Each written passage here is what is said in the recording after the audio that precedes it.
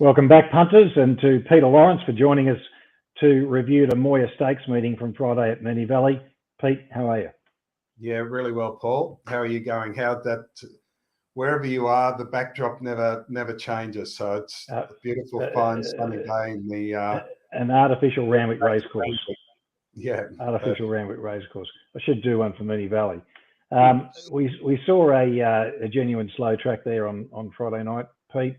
Definitely an on-pace advantage, and we saw some decent performances and I suppose not an unsurprising pattern for the Rail True based on how it's been playing of recent times. Coolangatta was able to finally make the sufficient improvement to win the Moir in my eyes, but we'll get to that. So starting off with the 1200 metre race in race one, the 3-year-olds Colton Gelding set weights and penalties. Look, solid tempo early. By the time they got to the 600, they had slowed down a touch, but it was still sort of, I suppose, average at least at that point.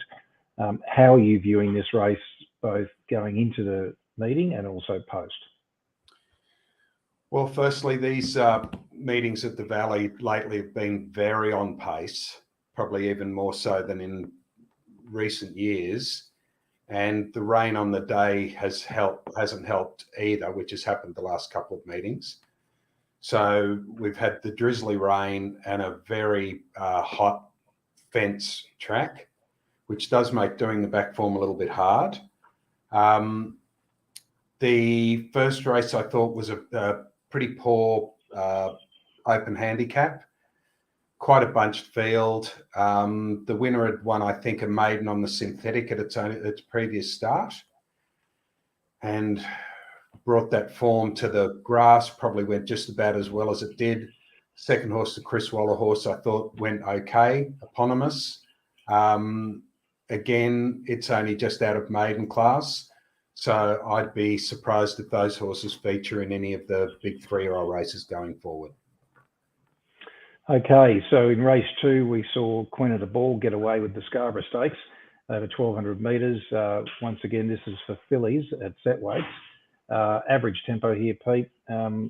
She bounced back in conditions that suited. Yes, a great front-running ride by Blake Shin. Look, although it was advantaged by the bias, I did think the time was pretty good.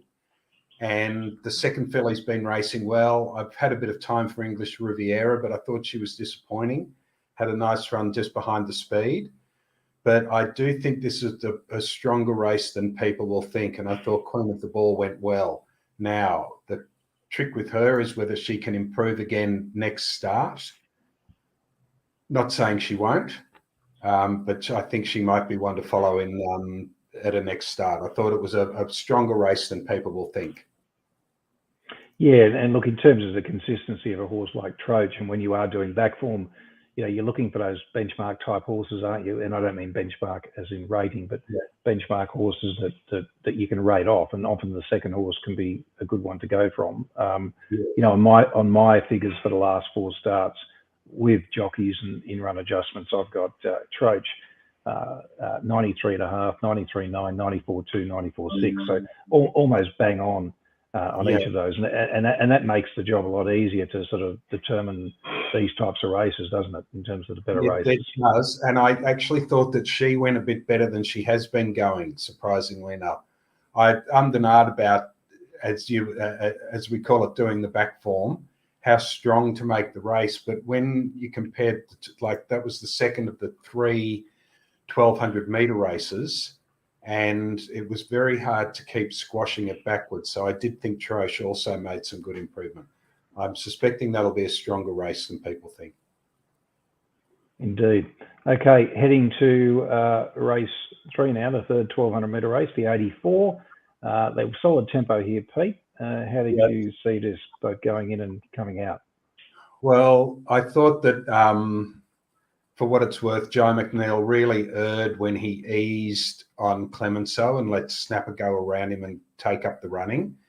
And then he spent a bit of time trying to get off the fence and get outside the leader, and virtually had Clemenceau under pressure the whole way, and was a sitting duck then for Zeta Slate, but they did sort of gap the rest. So again, I thought it was a strong 84, very strong. And I think that both the first and second horses are worth following. I thought they went really well. Yeah, I think the winner has sort of bounced back to that form it showed in the Moonee Stakes when Generation won it back in February. I think that's around about the mark that I've got it. And Clemenceau hasn't been the benefactor of really a good ride this campaign. No, both starts. I wouldn't say poor rides, but definitely could have been ridden better. But Zethus is another one of these Godolphin horses that has returned gelded and seems to have gone really well. And also the question with him is whether he can go any better than that.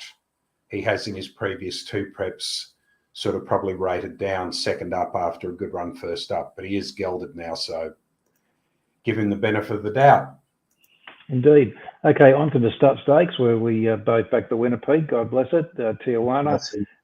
We saw a solid tempo here as well. And Tijuana's ride I thought was good by Zara. Couldn't have done terrific ride. Rode for the bias. Thought he was on the best horse. Made sure he was right up on the speed. Didn't have much in the tank. I don't think he improved on his previous run, to be honest. But I think that the ride rode him a little bit out of his comfort zone.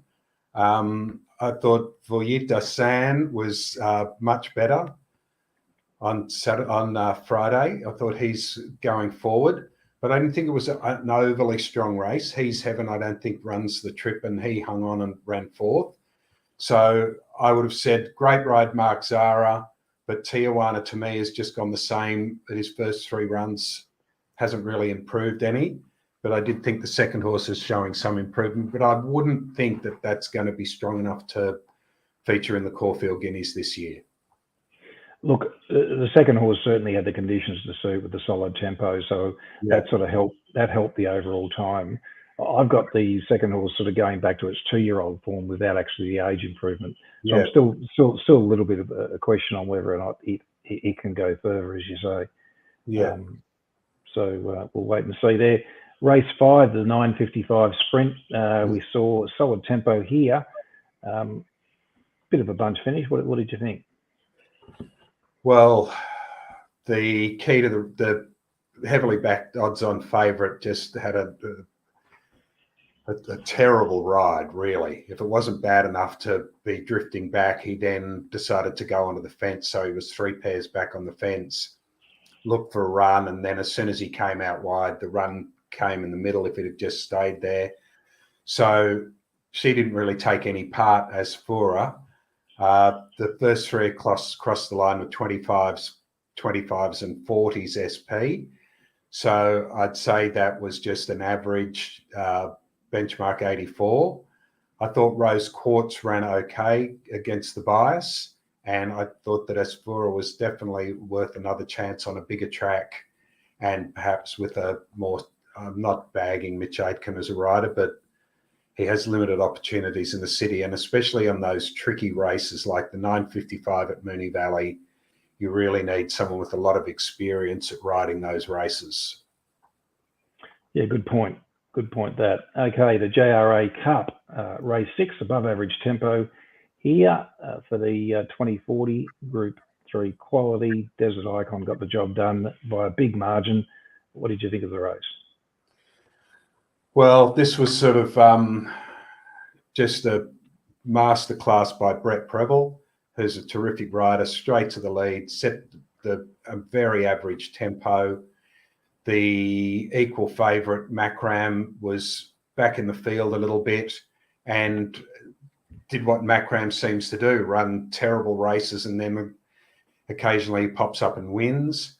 I thought that I wouldn't, for myself, say that Desert Icon's gone any better than he has gone in the past, but I thought he's gone right back to his best. And outside of that was just like a barrier trial for most of them. Verve, not Verve, Nerve, not Verve, getting into form. Perzan was slightly better, but still seems to be out of form. So I just thought a bit of a non-event. Desert Icon just going back to where he can. What did you think of Grand Promenade under the circumstances? I mean, it's had one run, it had one start last prep over 1,800 metres on a slow track, and then they tipped it out and it's resumed. Well beaten 8 lengths, not suited. You think this is the sort of horse that on a drier surface might come up this preparation? Hard to tell. I'd be jury's out with him. He's had the one bad run last time in. It didn't cover himself with glory on Friday night either. So I'd be wanting to see some improvement next start. Indeed. Onto the feature, the 1,000-metre weight for age Moir Stakes. We saw a tempo here that was fast, and Coolangatta really did the job here, I think. Yeah, the winning run of Aussie Curve must be one of the most remarkable things, well, certainly the most remarkable thing I've ever seen by an owner. The amount of Group 1 wins he's had in the last 2 years is just out of this world. Great ride by Jamie Carr. Knew she was on a fast filly with the lightweight. Didn't make the mistake of giving up the lead. Held the lead. I don't think anyone thought that she would lead all the way and hold out Zeus style, and was just able to hang on late. Bella Nepotina's a mare that I just always underrate, and she always runs well and above my expectation. I thought Zeus style was okay.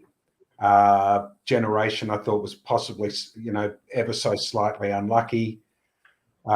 Everyone's raving about Paul Ailey's run because everyone loves the flashing red light coming from behind, but I wouldn't have thought it was, I still would have thought he's gone 2 lengths below his best, so he can go to his best next start. Seems to race well at the Valley as well as at Randwick, which is his favourite track. But I thought Coolangatta was a great ride, got right back to sort of where you'd expect it to be going. Whether they start her again this campaign, I don't know. I think Generation can pick up a race. It's going well enough. The 2 runs now, the 1,100 and the 1,000. I think, once it gets to 1,200 metres, maybe third up, he can be really competitive. And Coolangatta, how much further have you got her going on Friday night, Peter, from her first up run? I had it going almost exactly 2 lengths better. Look, I must say, for me, it's not a Group 1 race. It was it's a Group 2 sort of field. But she's, possibly got another 2 lengths up her sleeve as well. So I thought she went about 2 lengths better, but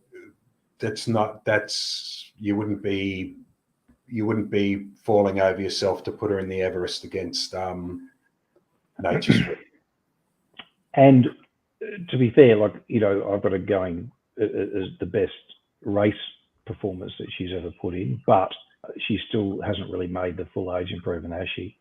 In the 2 runs, and whether or not she can do that, jury's out.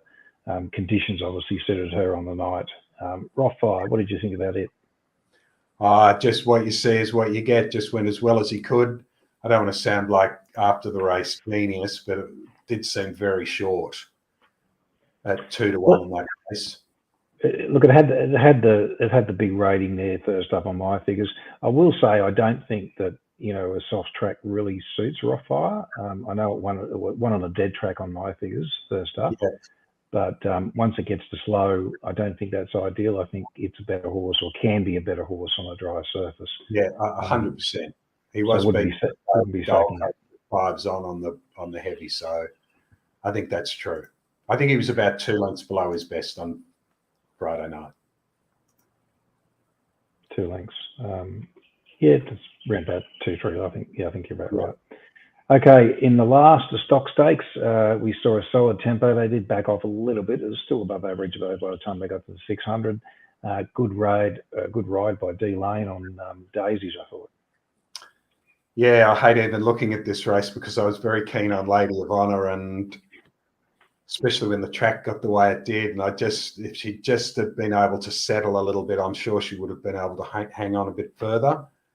But I thought she raced very well.